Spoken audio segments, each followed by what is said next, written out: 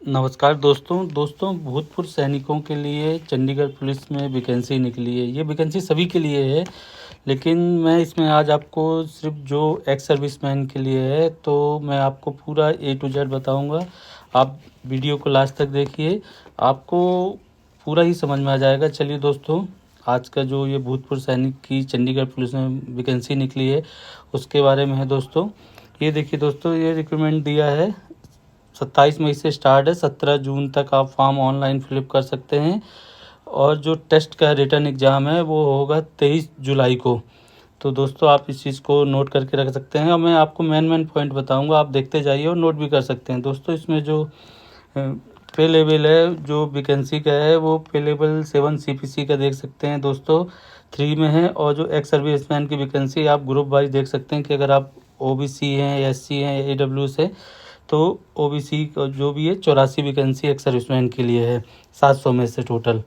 अब देखिए दोस्तों, जो इन्होंने एजिबिलिटी मांगा है एज के लिए, तो एज के लिए आप 45 साल तक, आपको पता ही है फौजी आदमी है तो आपको 45 साल तक छूट है। उसके बाद ये जो दूसरे बच्चे हैं जो अप्लाई करते हैं उनके लिए, तो हमारे लिए मैन 20 मई को आपको 45 साल एज होनी चाहिए। और जो मिनिमम क्वालिफ़िकेशन है दोस्तों, वो 10+2 चाहिए। तो आप अगर आर्मी में 15 साल नौकरी करके आए हैं, तो अगर आप 10वीं पास करके जाते हैं तो आपको ग्रेजुएशन का सर्टिफिकेट मिल जाता है, तो वो भी मान्य है, तो वो भी लगता है।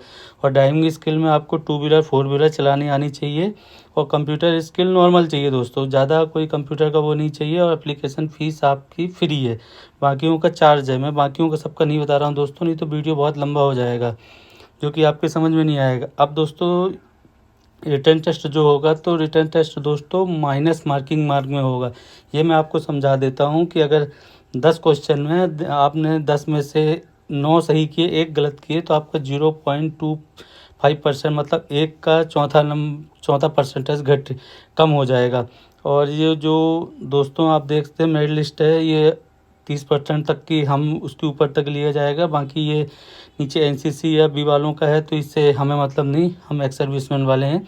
अब दोस्तों, ये फिजिकल का है, तो इसको आप गौर से देख लीजिए। इसमें 2 प्रकार से दिया हुआ है। आप सबसे पहले 18 से 30, 30 से 35, 35 से 40 या 40 से 45 किस एज में हैं। अब जिस एज में आप अप्लाई कर रहे हैं, तो जैसे आपको पता है कि 1600 मीटर रनिंग होगी, हाई जंप होगी, और पुशअप होगा, चिनअप होगा, तो ये सभी है, तो आप नोट कर लीजिए। अब मैं आपको बारी बारी नहीं बताऊंगा, क्योंकि आप अपनी एज के अनुसार ये देख सकते हैं कि आप किस एज में हैं, किस ग्रुप में आते हैं। अगर मैं 40 से 45 हूँ तो मुझे रिलैक्सेशन ज़्यादा मिलेगा, और 18 से 30 वाले को कम मिलेगा। तो ये आप सब नोट कर लीजिए, आपको ये समझ में आ जाएगा। और आप गौर से देख सकते हैं कि इनमें इतना इतना छूट है, एज वाइज है, तो आप अपनी एज के अनुसार ही टैली करिएगा। अब दोस्तों, जो इसकी कंडीशन है मैं वो बताता हूँ, आप इसको गौर से पढ़ लीजिएगा पूरा फॉर्म। सबसे पहले मैं एक लाइन से नहीं, आपको पूरा एक शॉर्टकट में बता देता हूँ कि जो भी फॉर्म है, पूरा फिल फॉर्म भरने के बाद ही आप ऑनलाइन सबमिट कर सकते हैं। बाद में कुछ चेंजमेंट नहीं किया जाएगा। तीसरी चीज़, आप ऑफलाइन नहीं संपर्क कर सकते हैं, और इसका निर्णय चंडीगढ़ पुलिस या वैकेंसी का है, ये चेंजमेंट भी हो सकता है। ये सभी थोड़ा लिखा हुआ है। और दोस्तों, जो मेन पॉइंट है इनमें कि आपकी जो एज है वो 20 मई 2023 को उस एज का होना चाहिए। और दोस्तों, इसमें एक चीज़ है कि अनकम्प्लीट वाले फॉर्म रिजेक्टेड कर दिए जाएंगे, जो सभी में होता है। और रिक्रूटमेंट बोर्ड निर्णय लेगा कि क्या करना है, क्या नहीं करना है, या चेंजमेंट कुछ होना है। और दोस्तों, ये पुलिस की भर्ती है, तो आपका वेरिफिकेशन भी होगा।